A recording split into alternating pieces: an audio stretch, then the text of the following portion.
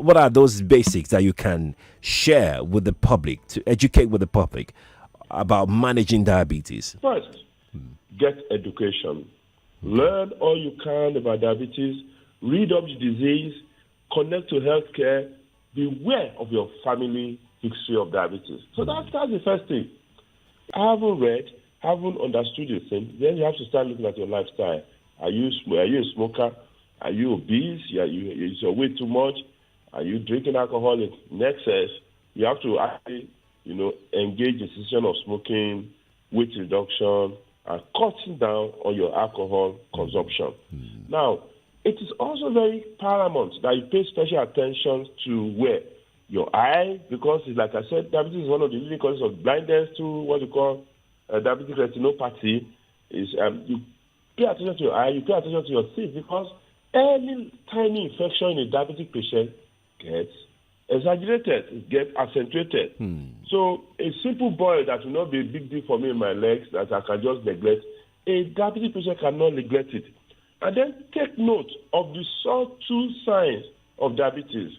You just find out that your eyes get blood, you cannot see properly, you just feel dizziness, you feel tired unnecessarily, you have a wound that is not going. Those are some of the subtle symptoms and signs that you have to check. Right. Pay attention to your heart, because diabetes is one of the leading causes of cardiovascular accident and stroke.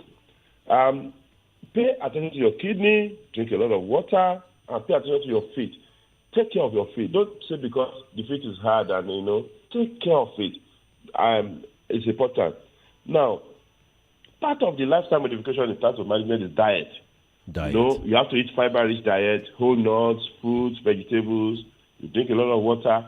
People in Nigeria tend to say, "Oh, what do we then eat? If you don't eat if you don't eat carbohydrate that we commonly castigate in care of diabetes."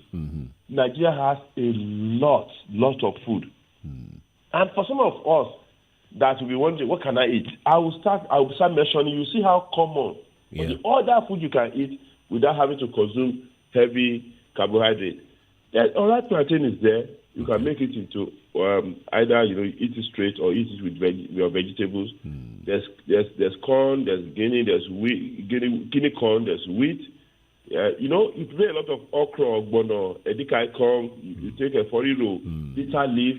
Those are foods you can take. Garden egg sauce, smoked fish, moi moi, your beans porridge, your tiger nut, your akara balls, your oats, your granules, your coconut, your pepper soup. All these things. You have orange, you have walnut, you have avocado, you have grapes. You see plenty food that you can take in Nigeria. That in fact you can structure your feeding in the morning, your pepper soup and whatever, in the afternoon, and even in the evening. And still avoid all this high glycemic food that will mess up your diabetes. Now, if you have embraced the primary prevention very well, then as all these things, because of family issues, because of one thing or another, you develop diabetes, you now go to what we call the secondary care. Okay. Secondary care involves all the primary care I've mentioned and your drugs and checkup. Okay? Now, having said that, okay, this is diabetes.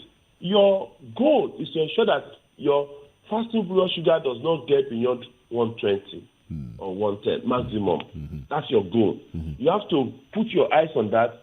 And there are drugs that will be written for you. It's not just swallowing drug without observing those primary preventions that I've mentioned. If you swallow drugs and you don't embrace those primary preventions, you are still not doing nothing. Okay? So the primary preventions, your weight, your diet, your alcohol cessation, cutting off smoking is very key, as well as your drug. You use your drug diligently. Okay? And then while you use your drug diligently, you look and check what is my glucose level like. Okay? You also check for what I call the comorbid factors. What are the comorbid factors? Okay. Some people may not just have diabetes, they may have diabetes and hypertension, diabetes, and some other diseases.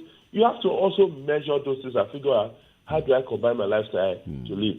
Sheriff, let me tell you. Yes, sir. I want to give you a shocker. Please do. All of us have just about 4,000 weeks to live on Earth. 4,000 weeks. 4,000 weeks. 40, you have less than 2,000 weeks to live.